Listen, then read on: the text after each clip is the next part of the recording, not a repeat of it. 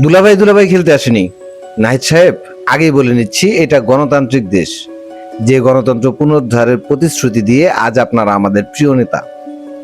চুপচাপ শুনবেন আর জবাব দেবেন গণতান্ত্রিক ভাবে। একদিকে আপনি আমাদের 24-এর ঘোষক, 24-এর মহানায়ক, আমাদের নেতা। আপনার স্থান সমুন্নত রাখতে যখন আমরা ক্ষমতায় থাকা দলকে প্রকাশ্য শত্রু বলে আখ্যায়িত করে লড়াই করি, আর আপনি তখন সুশীল হবার স্বপ্ন দেখেন। ফাজলামো চোদান আমাদের আবেগ অনুভূতি নিয়ে। আমাদের অনুভূতির সাথে খেলে আপনি পার পেয়ে যাবেন। সহজ কথায় বলি, রঠার আদর্শ আর গগন হরকরা থেকে চুরি করা আওয়ামীপন্থী জাতীয় সঙ্গীত আমরা মানি না।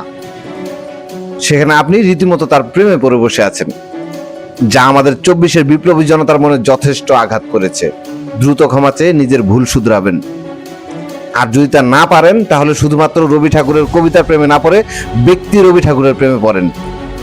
দেশের 64 জেলায় 64টা পতিতালয় প্রতিষ্ঠা করে শাওন, তারিন আর বোতল সুন্দরীদের মতো পতিতাদের তাদের আসল জায়গা বুঝিয়ে দিন। আমরাও আপনাকে সাধুবাদ জানাবো। অন্দরমহলের রানী আর পতিতাদের স্থান নির্ধারণে রবি ঠাকুর ছিলেন অনন্য। আপনারা পতিতাদের তুলবেন মাথায়, আর প্রেম দেখাবেন রঠাকে। পতিতাদের পতিতার জায়গায় আর ঘরের সম্মান ঘরের বজায় রেখে রবি ঠাকুরের প্রতি সম্মান জানানো যায়। মিথ্যা সুশীল শাস্তে যাবেন না, কবিগুরু কষ্ট পাবে।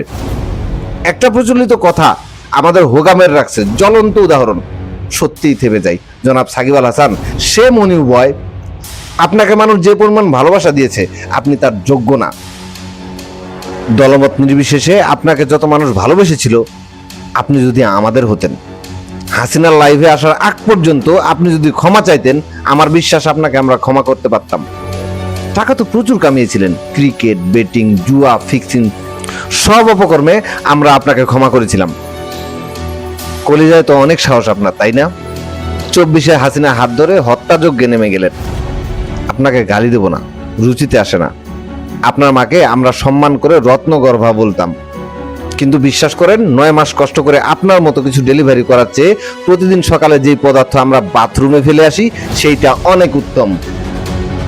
এই একটা নাম আসলে আপনারা বলেন ব্যক্তি সাকিব আল হাসান আর খেলোয়াড় সাকিব আল হাসান আলাদা। খবরদার, কাউকে পুরোপুরি না জেনে কারোর প্রতি অন্ধভক্ত হবেন না।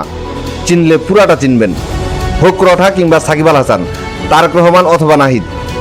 ভালো কাজ করলে হাসিনারও প্রশংসা হবে, খারাপ কাজে কাউকে সঙ্গ দেওয়া হবে না।